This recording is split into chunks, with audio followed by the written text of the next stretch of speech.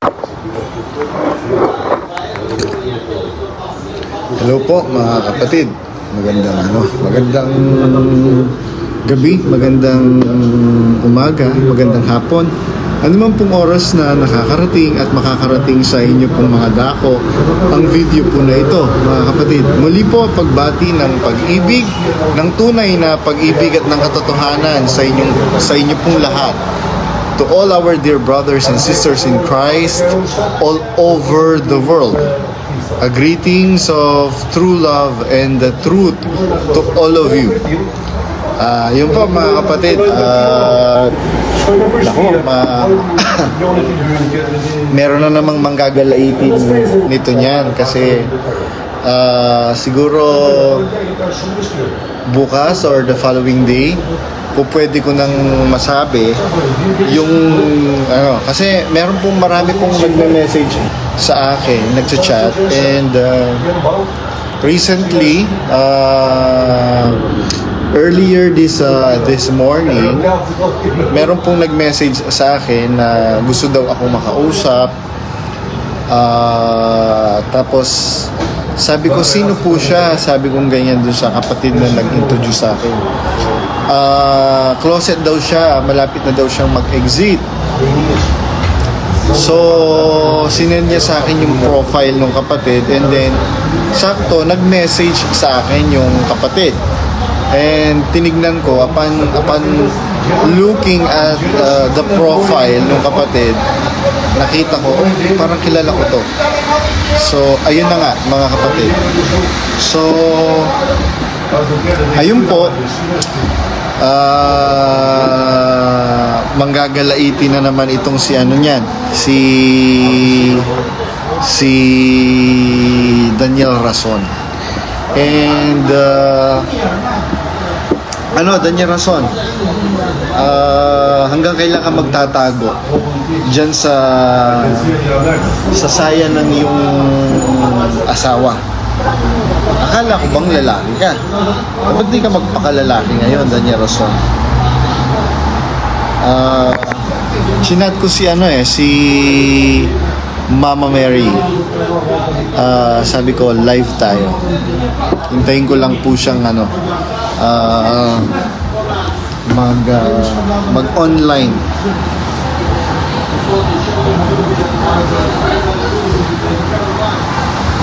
Ayun. Habang hinihintay po natin si Mama Mary, total wala pa naman ding naka-view ngayon. Tulog na yata yung mga kapatid or madaling araw sa Pilipinas. 10, 11, 12, 1, 2, 3, 4, 5 5 a.m. na sa Pilipinas. So ayun po mga kapatid, merong nag-message sa akin, yung concern niya.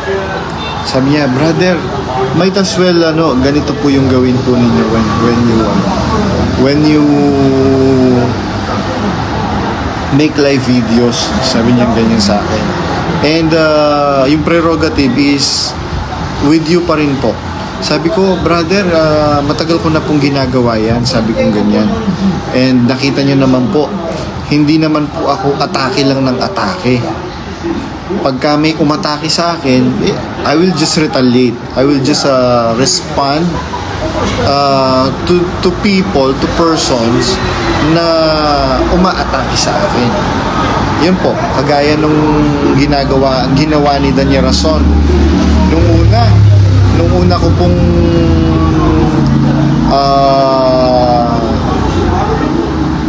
if you still remember the first video I made na pumutok, yung pong umiiyak po ako dahil bigla na lang po akong pinablock ni Daniel Rason.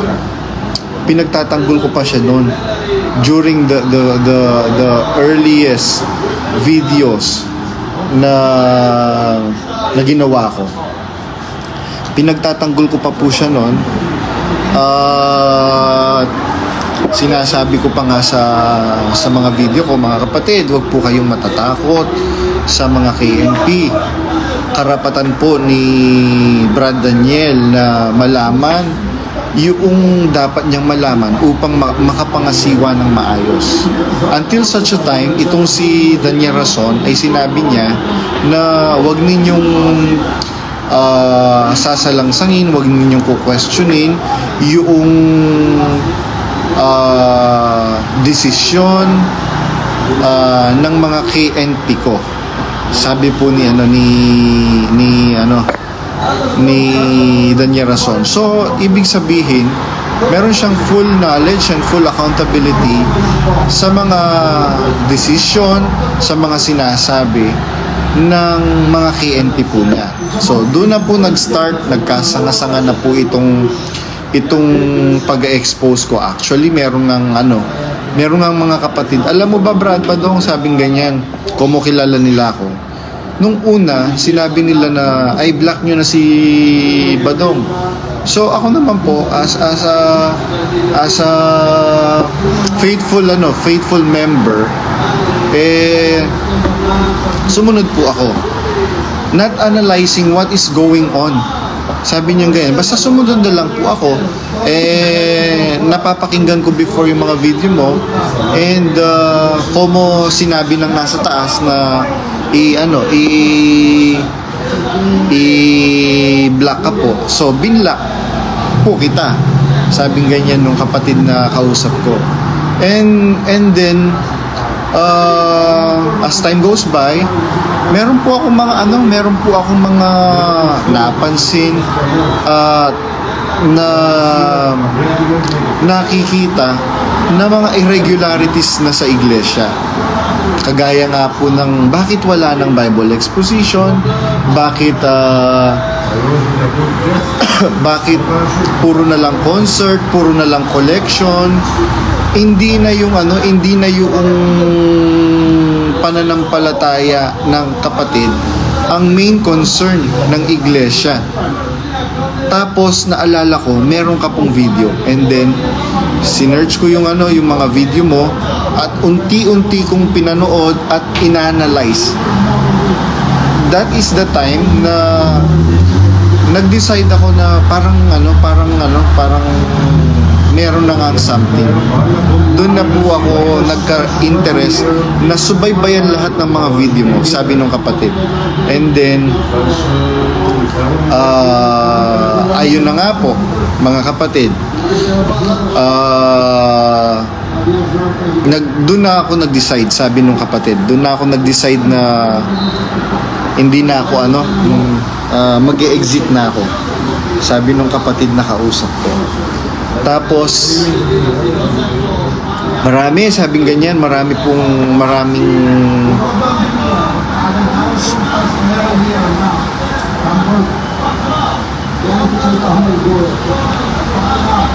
mga kapatid, pagka po bigla po akong natulala, meron pong nagpa-pop up kasi sa sa monitor na message, na private message sa Messenger. Binabasa ko po kaya bigla akong napapahinto. Pasensya na po. Ayun po mga kapatid, and doon na po nagkasanga-sanga. Nandiyan na yung nagsasalita yung si King, nagsalita si marami. Actually, ako, I hate to say things na alam ko na meron akong personal knowledge dun sa mga kapatid na nakasama natin. Kaya lang, pinipersonal po nila ako, mga kapatid eh. Pero mo sasabihin mo na ay masamang tao na yan si Badong kasi nag-exit na yan. Samantalang alam ko na kung anong pinagagawa ninyo sa iglesia, kagaya nung mga unang ayoko na nga lang silang kasi tinuring ko po silang mga kaibigan, mga kapatid. Kaya lang, kayo man po ang lumagay sa kalagayan ko na kung nag-exit kay sisiraan ka, good thing, marami po akong alam personally. Kaya nga po, yung isa sa mga sa akin natanggal sa KNC show Biruin mo yung mga bata pinagsasamantalahan. Hindi naman po sa pag-ano nako. Kaya ayun, wala silang sa akin, may puntos. Sabi ko nga doon sa kapatid na kausap ko, paano sila merong ipupuntos sa akin? Wala akong minolestya na kapatid. Wala akong minolestya na kapatid. Sabi kong ganyan, pero mo, magtatanggol-tanggol ka, manggagawa ka, anak ng kapatid, inahalay mo. Anong karangalan meron ka ngayon? Kaya nga, ayun, nakita ko nag-heart si Lolit Manalio. Hello po, Sis Lolit Manalio. Yan. Malaking impact yung inyo pong pagsasalita. Kayo pong dalawa ni Brad Tom, Sis Lolit. On behalf po ng lahat ng mga kapatid na mga closet na ngayon ay yung iba'y nagsipag-exit na dahil doon sa inyo pong matapang na pagsasalita, nagpapasalamat po silang lahat sa inyo pong katapangan. Yan. Tingnan ko lang kung nandito na ba si ba't wala pa si Mama Mary. Sabi ko mag-live kami. So ayun po mga kapatid. Kaya hindi ko dala yung notebook ko kasi. Ayun po mga kapatid. Mag-comment lang po kayo kung ano po yung gusto po ninyong kung meron po kayong mga concern mga kapatid. Sabi ni Sister Bebs Candado Gadilusa, good day po Brad JR Badong, shout out po sa lahat ng Exeter. Ayun. Sabi po ni Sis Bebs Candado Guadalusa, shout out to all the Exeters. Yan. Shout out po sa inyong lahat mga kapatid. Ayun, nakita ko na si Mama Mary. Mama Mary, add na kita. Yan, adding na si Mama Mary.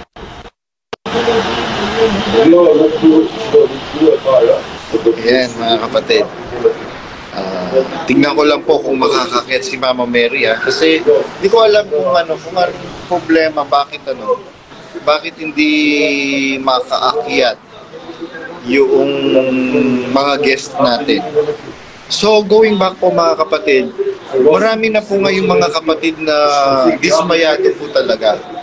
And unang-una kaya dismayado, pero mo paulit-ulit yung sinasabi. Tapos wala namang kwenta, pupuyatin ka lang.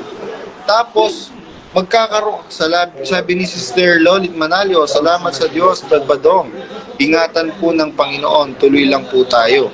May awa ang Diyos. Opo, palagi pong may awa ang Diyos. Kapatid na Lolit Manalio. Yan. Ading ka na. Ading ka na. Ayan, ading. Ading ka na, Mama Mary.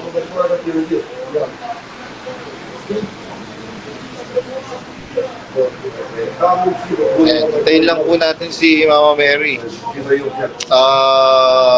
Maraming po ito. Maraming sasabihin na naman dahil homo ito'y kamag-anak.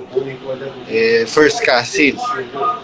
Kaya tiyak, syempre, merong mga nag-uusap-usap silang magkakamag-anak. Meron silang pinag-uusapan na hindi po natin alam. So, makikibalita po tayo kay Mama Mary. Sabi niya, ayaw.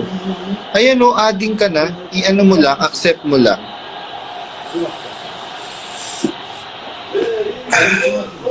Yan po mga kapatid. So, going back habang hinihintay po natin si Mama Mary, mga kapatid.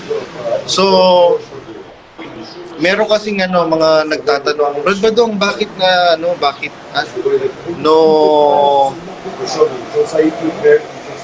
ayan, adding ka na, Mama Mary. Ate. Adding ka na, i-accept mo lang. So, ayun po, merong mga nagtatanong, Brad Badong, bakit na pati yung buhay ni Ate Arlene ano ba tawag ko? Naungkat. Hindi po pwedeng hindi mauungkat, mga kapatid, dahil biruin mo, yung property ng iglesia, nakapangalan na ngayon, 80% ng property ng iglesia, nakapangalan kay Arlene Rason. Accept ko naman, bakit ayaw? Hindi ko din alam. Ganyan din yung yung kapatid na dapat guest natin nung nakaraan. So ayun po, mga kapatid, hindi po pwede kasi na hindi po mauungkat yung dapat maungkat. Biruin mo, where in the world naka-acquire ka ng ganong property, mga kapatid? So mauungkat at mauungkat, parang pong sa parang sa pagka-government employee ka, meron kang salin. Saan mo galing yung ganitong amount of property? Ano ba yung ano bang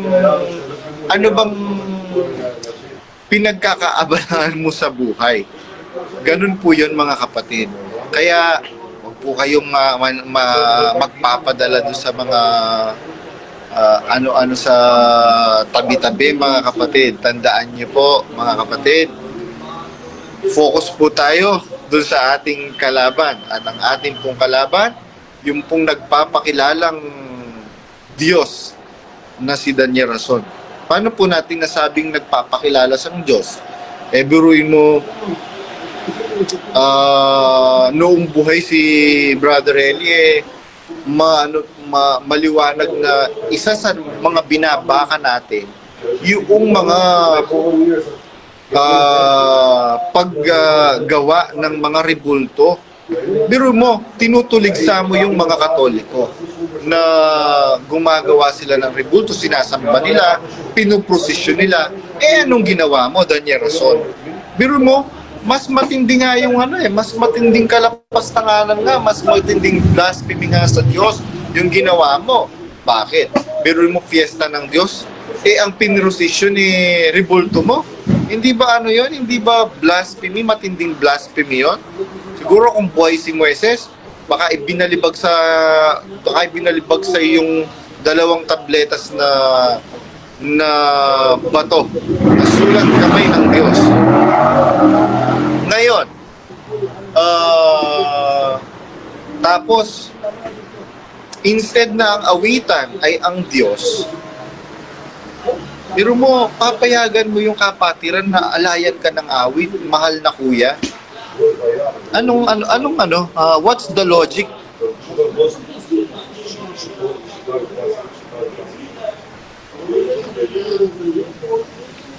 Bakit kaya? Ayan, ina-add kita uli. Akyat ka, Mama Mary. Para mainis na naman si Daniel Rason.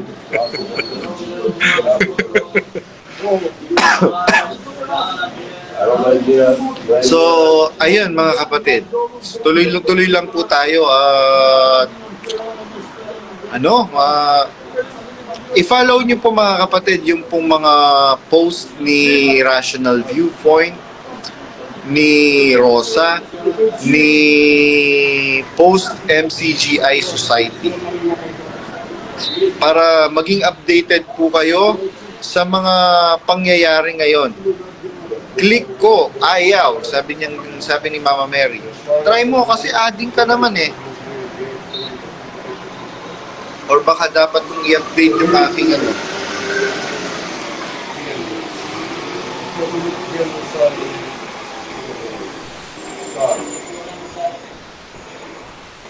Ayun. Shoutout natin si Brad Manuel Osalia. Taga Canada. Kasi nakita ko na Exeter na siya. Doon sa post ko na babalik ka pa ba sa MCGI? Kung yes, bakit? Kung no, bakit? Sabi niya, no. Sabi ni Brother Manuel Osalia. Yan, taga Canada.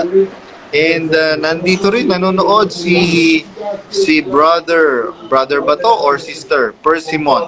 Di ko alam kung sino to eh. Sister Bebs Condado Godelusao, si brother Ariel Estanislao, at saka si brother Ben Arroyo. Bakit ayaw ma-add? Mama Mary, adding ka naman. Shoutout pala natin si Brother Marlon Cruz. Yan, ng Canada. Ito yung isa sa mga matinding at masipag mag-comment. Nakikita ko to kung saang-saang post si Brother Marlon Cruz. Siguro dahil di mo rin masisisi mga kapatid. Ngayon ko na appreciate yung mga kapatid na very eager na ipaalam sa mga kapatid na mga kapatid, niloloko na lang po kayo dyan. Ngayon ko na-appreciate. Kasi before, medyo kaya nga si Brad Mike Nabong, inaano ko pa yun dati, mini-mission ko pa. Tsaka yung sino pa ba yung mga nag-exit na mini-mission kung makapagbalik loob. Until such a time na ako na yung pinapasama ni Daniel Rason, sabi ko, hindi ito sa Diyos.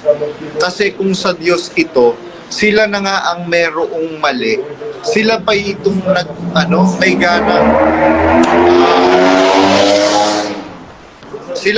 may ganang i-character assassinate ako at may lakas ng loob na sabihin na lumalaban daw ako sa Diyos at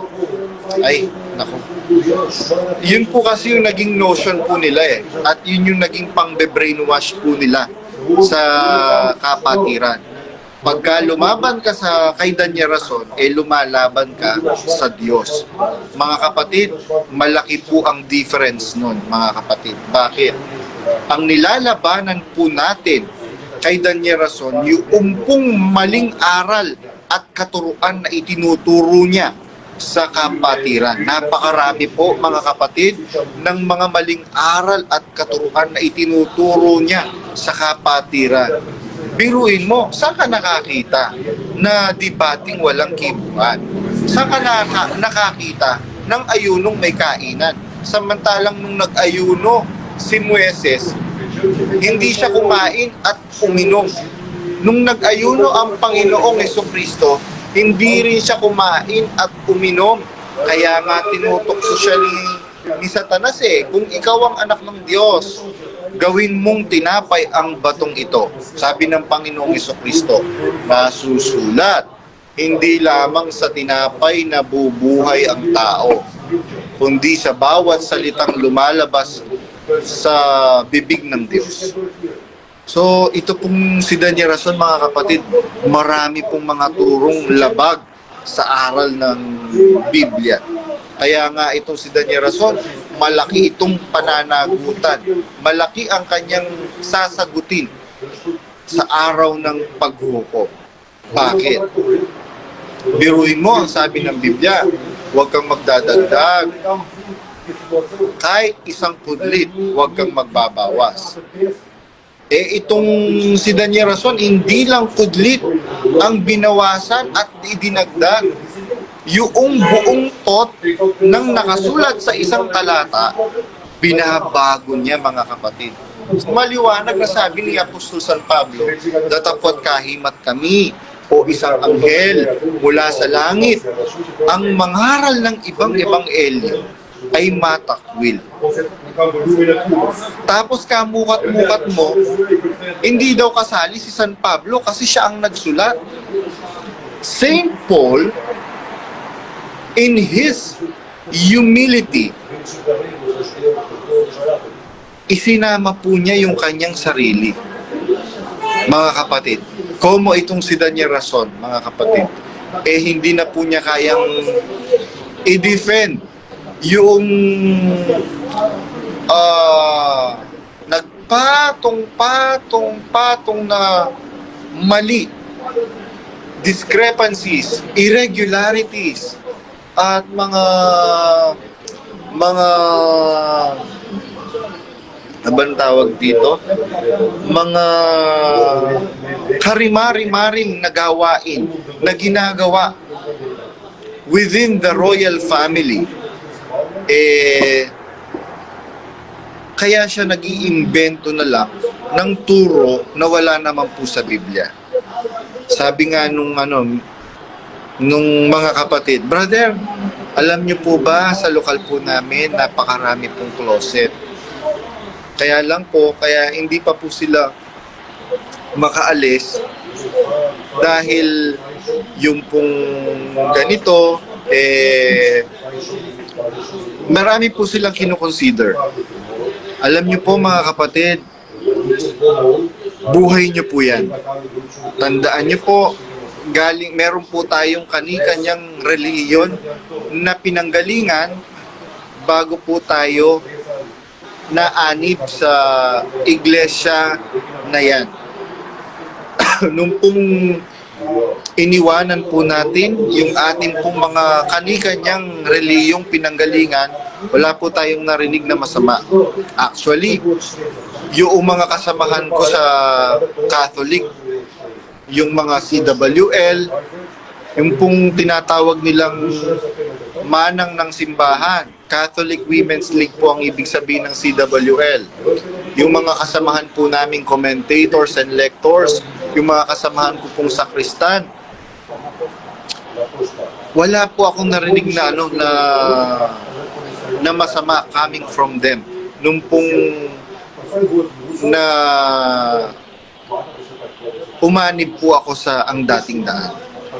Kakatuwa na itong iglesia ni Daniel Rason, pagka umalis ka, pasasamain ka. Samantalang wala ka namang pinupost sa wall mo.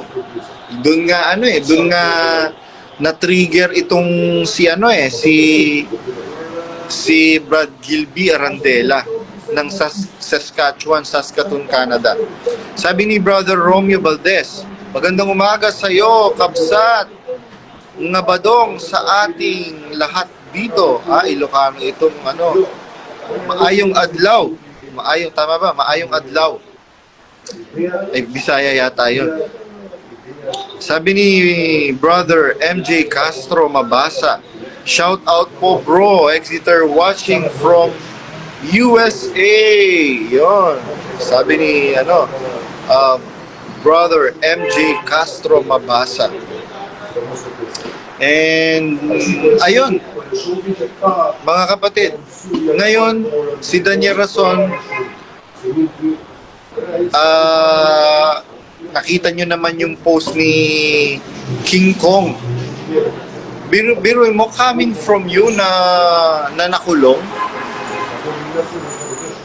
na magsasabi ng you are trying to intimidate us. But sorry to say, you cannot intimidate us, King Cortez.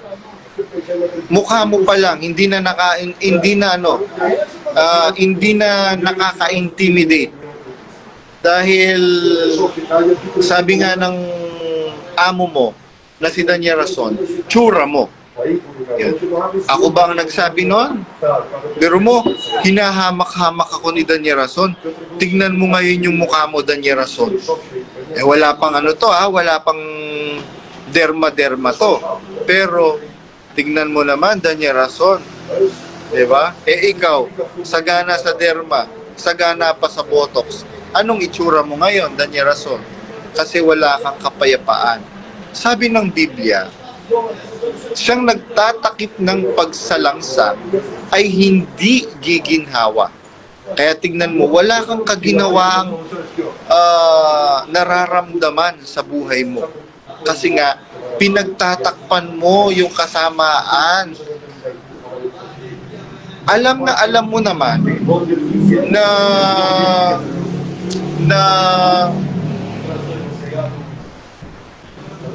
na totoo yung Area 52. Tapos, kung makapagsinungaling ka parang yun nga yung sinasabi ng Biblia pag nagsasalita siya, ay nagsasalita siya ng saganang kanya. Parang totoo. Yung sinasabi niya, sabi niya, AI lang po yan, artificial intelligence lang po yan. Eh nung nasusukol na, ang dami ng kumalat na mga evidences sa social media. Ano lang po yan mga kapatid, events place. Ano ba talaga? Artificial intelligence, events place, or ano ba? Ano pa bang kasinungalingan ng ipagsisinungaling mo? Daniel Rason. Ngayon, you are ginagamit mo, you are using your machinery para patahimikin mo si Badong. Akala mo ba mapapatahimik mo si Badong? Sabi ko nga sa'yo, Daniel Rason, kahit ipapatay mo si Badong, wala na, hindi natatahimik ang bunganga ni Badong. Bakit? Naka-record na lahat. Sabi nga ng mga kapatid sa Australia, Brad Badong, siguro magpahinga ka rin. Kasi ang ginagawa po namin ngayon, Brad Badong, pagka po merong mga kapatid na mga nakakausap namin, ang sinisend lang po namin, yung mga videos nyo po. After few days, tapos na. Mag-i-exit na sila. So, ayun po mga kapatid. Kaya, kahit maipapatay mo ko, Daniel Rason, wala na, pabagsak na ang iglesia mo. Sabi ko nga sa'yo, hindi naman ako natatakot mamatay. Kasi, para saan yung buhay mo kung hindi mo magagamit sa isang dakilang layunin, sa isang dakilang bagay? Hindi ba dakilang bagay na mamatay ka para sa kapakanan at ikalalaya ng iyong kapwa-tao? Sabi ng Biblia, sa nakakaalam nga ng paggawa ng mabuti at ito hindi ginagawa, ito ay kasalanan sa kanya. Alam ko ang mabuti. Ano yung mabuting alam ko nung mag-exit ako? Nalaman ko at naramdaman ko mismo sa aking sarili. Hindi sa Diyos ang iglesyang ito. Biruin mo, ginugol ko at isinakripisyo ko ang kabataan ko sa pagsiservisyo sa iyong pamilya. Daniel Rason, na wala namang pakinabang, wala naman po kaming sahod.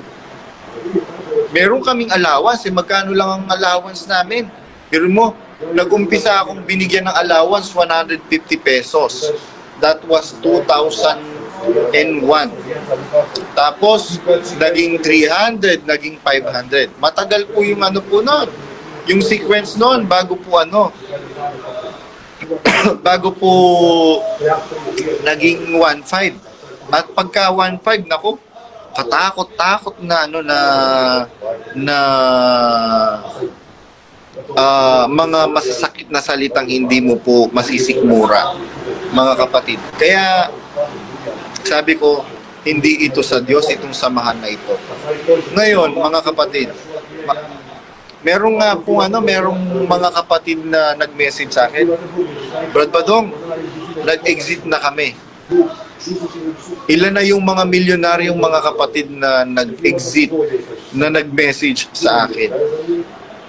Kaya nga, sila Post MCGI Society at saka si Rosa, ini-inform ko sila, talagang magde-decline na yung iglesia na yan.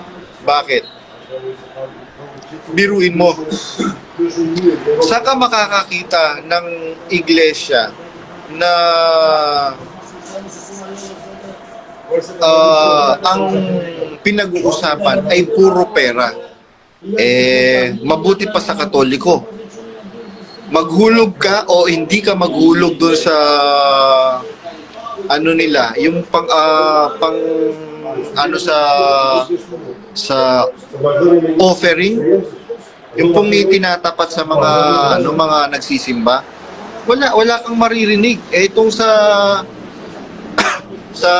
iglesia na pinanggalingan po natin, mga kapatid, kung dati kang nagbibigay, tapos pumalya kang hindi magbigay, naku, marami na po silang sasabihin. Kaya nga sabi ni Sis Wilma, na taga Pampanga, taga Dolores, yung asawa ni Brad Manny Robillos na retired na police. Biruin mo, sa loob ng 22 years yata o 23 years. Pero mo, kwentahin mo na lang sabihin na natin, i-baseline mo na lang na 20,000. Magkano yon? Bukod pa yung mga tickets, mga iba't ibang tulungan na inilalapit sa akin. Tapos, mag-i-exit kayo, sasabihin na kalaban ka na ng Diyos. Mga kapatid, samantalang ito pong si Sis Wilma, handog po ito sa Iglesia ni Cristo. Pero, tinanong ko nga siya, nung po bang lumabas po kayo sa Iglesia ni Cristo at umanib po kayo sa ang dating daan, na ngayon MCGI na, meron po ba kayong narinig from your previous religion? Wala. Sabi nga yan, wala naman akong narinig. Di naman nila sinabi na i-block ako, etc. etc. Napaka-strange, napaka-katuwa ng iglesyang ito. Bakit po nila ginagawa ito ngayon, mga kapatid? Para po hindi malaman ng mga kapatid na kung ano po yung totoong nangyayari ngayon. Kaya tingnan ninyo, the mere fact na binabakuran ninyo ang mga kapatid, lalong sabi nga, kapag pinipigil, lalong nanggigigil. Yan. Sige, pigilin nyo pa ang mga kapatid na huwag panoorin ang mga video ni Badong. Maka-curious sila na ano bang meron? Bakit? Sino ba yung Badong? Ngayon, pagka nakita nila, ay, kilala ko ito. Ito yung member ito ng National Choir. Manggagawa ito. Ngayon, mag-iimbestiga sila. Masamang tao ba si Badong? Makikita nyo ngayon. At malalaman nila, magtatanong-tanong sila. Kilala mo di ba si Brad Badong? Ayun, nakikita namin. Meron siya mga video at yung mga video niya, matapang. Yung kanyang pagsasalita, hindi ka ba naman tatapang, alam mong totoo yung sinasabi mo. Tingnan niyo si Daniel Rason. Biruin mo, sabi nila, sila ang nagsasabi ng totoo. Bakit hindi sila makaharap-harap? Ikaw, Daniel Rason, di ba ikaw ang sinasabi mo, sugo ka ng Diyos? Bakit natatakot ka? Di ba sabi mo, sugo ako ni Satanas? Sugo ako ng demonyo? Bakit ka natatakot sa sugo ng demonyo? Sugo pala ako ng demonyo Kaya nga nung unang nag-message sa akin si Lola Cute, si Sis Osang Del Rosario, matandang kapatid din ito. Sabi ko, hindi ka ba natatakot sa akin? Demonyo na ako. Sabi ko ganyan. Grabe ka naman, Brad Padong. Sabing ganyan. So, sinabi ko lang po yun na para mababalaan ko yung kapatid na baka matiwalag ka kasi ang dami nang na-autotiwalag na nag-like lang, na nakita lang nanonood ng video ni Badong, ng live ni Badong. Hindi nila alam ngayon na sa mga lokal sa iba't ibang panig ng mundo, pinag-uusapan na yung mga video ni Badong. Alam mo ba, merong latest si Badong. Ito yung topic na sinabi niya. Alam mo ba, nanood ka ba ng video ni Badong? Ito yung sinabi niya ngayon. Alam niyo po ba, mga kapatid? Ay naku. Puro pera na lang ang pinag-uusapan. Ngayon, namumblema sila. Namumblema sila sa Australia kung paano mapupunan. Namumblema sila sa Singapore. Pero makukuha kayo ng panibagong lokal, hindi pa naman tapos yung kontrata ninyo doon sa lumang lokal. At mga kapatid, misleading po yung po nila. Misleading po yung public pautot nila na nagbukas ng bagong lokal. Mga kapatid, wala pong bagong lokal na binuksan sa ano. Ano lang po sila, inilipat lang po nila yung lokal. Same lang po yung mga kapatid. Mas marami na nga po ngayong nabawas sa Singapore alone. Meron akong kausap. Sabi niya, alam mo ba, di ko na nga lang babanggitin. Marami pong closet sa Singapore at silent exiter. Marami pong sa New Zealand nga lang kung saan nandoon yung EQ TV, si Eric Quinto TV, yung nagdudunong-dunungan sa sa social media.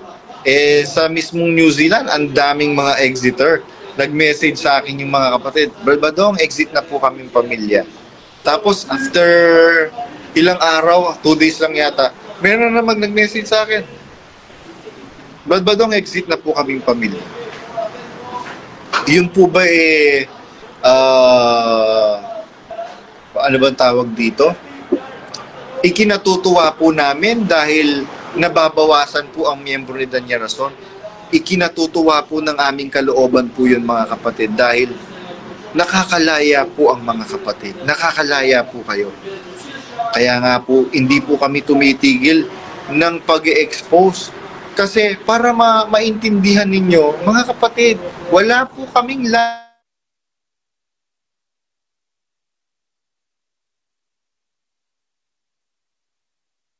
sana. Mga kapatid, hindi mo kailangang sirain yung bagay na sira. No? Kaya nga po, tingnan po ninyo, ako po yung sinisira nila. Dahil alam nila, hindi naman ako sira, buo ako.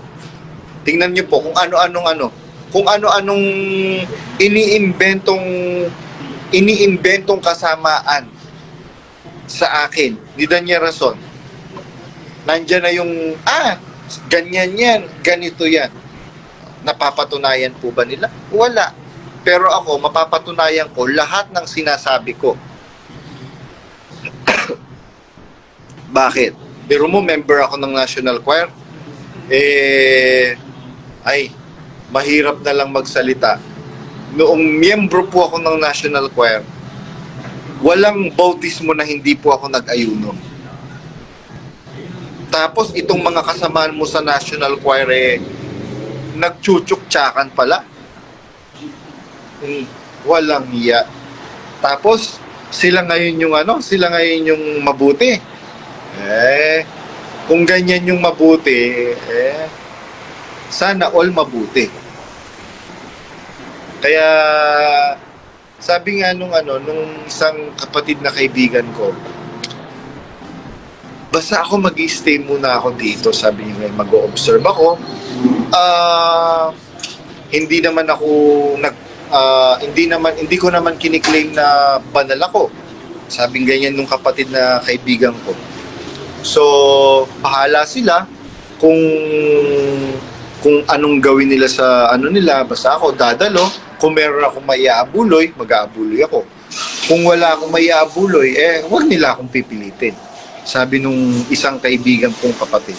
Sabi ko, basta kung gusto mo pang dumalo dyan. Kasi kaya po merong mga kapatid na takot pong umalis sa loob ng pagsasama-sama sa MCGI. Takot po sila. Sabi nung isang kapatid na kausap ko, iba naman po ito. Sabi niya, kasi takot ako na mag-isa. So, yung sense of belongingness, kaya nga meron po siyang group of friends na closet na rin. Sabi ni Brother Rodolfo Bitoy Cruzenga, marami ka kasing alam, Brad JR, laban kay Daniel Razon, kaya sinisira ka. Hindi naman po nila ako masisira. Kaya tingnan po ninyo, biruin mo, ikaw pala yung nagsasabi ng totoo, ba't hindi ka makatulog, Daniel Razon? Samantalang itong badong na tinatakot-takot mo na gusto mong balatan ng buhay, gusto mong pigtasin yung mga ngipin, etc. etc. nakakatulog na mahimbing. Bakit?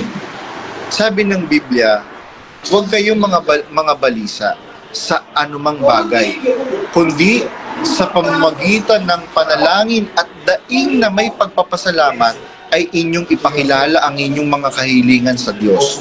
At ang Espiritu ng kapayapaan ay na hindi masayod ng kaisipan ay sa inyo. Kaya tingnan ninyo, mga kapatid, nakakatulog ako.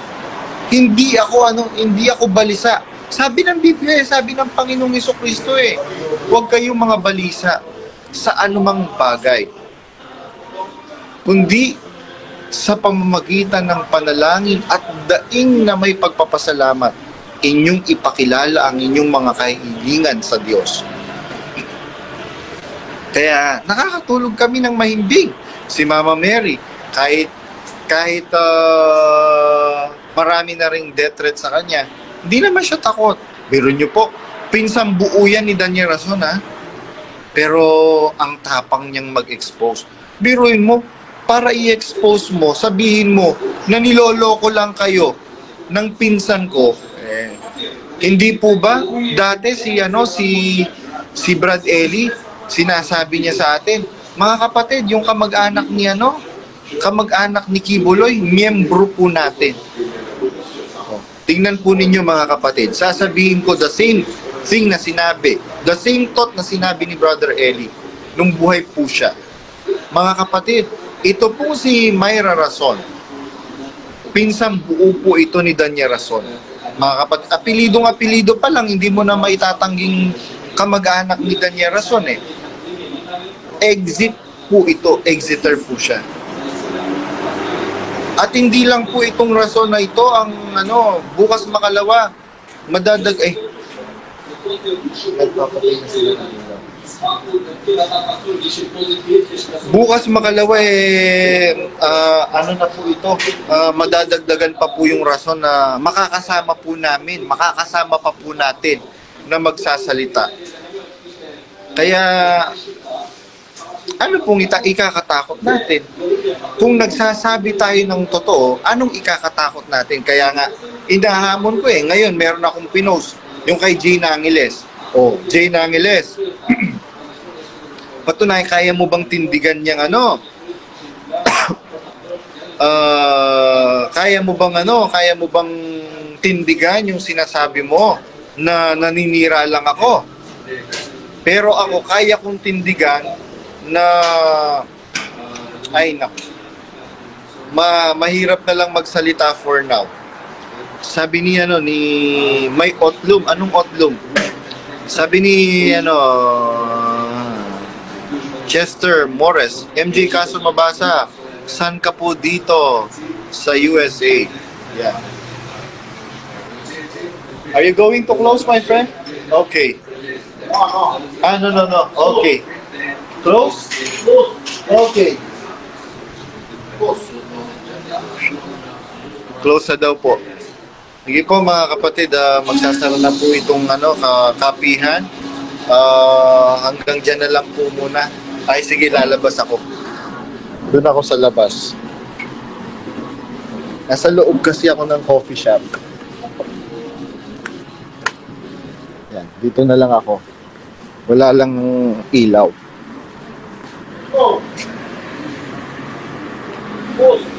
Close na daw.